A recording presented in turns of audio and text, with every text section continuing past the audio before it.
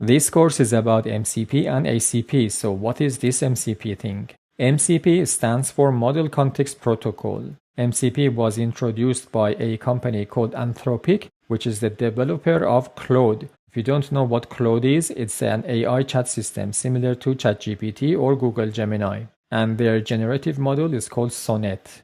MCP acts as a tool for AI agents and AI-enabled software applications. If you remember, I said that AI agents have tools. Not always, but most of the times.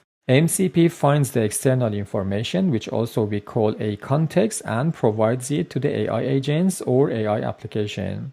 As you can see in the picture on the right side of the screen, an AI application uses an AI model inside it. When it needs external information, it goes to an MCP server that is built specifically for that type of context or information. That MCP server knows where the data is. It goes and searches for data and gets the data and passes it on to the AI model.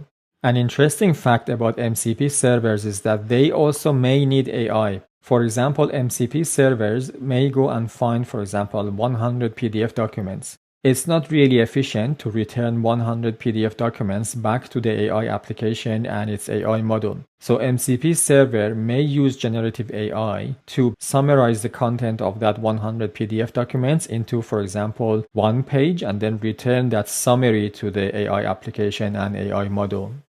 Model Context Protocol or MCP has two main components. One of them is MCP server, the other one is MCP client. MCP server fetches the context or information from external sources, and MCP client connects to MCP server to get this data and pass it on to AI agent or AI application. MCP in general, and as we will see soon, is made of well-defined data structures, API endpoints, and standardized configuration. One thing that we need to know about MCP, and it's important, is that MCP server is designed to be used by an AI agent or application. It's not designed for MCP to MCP collaboration and creating a complex workflow.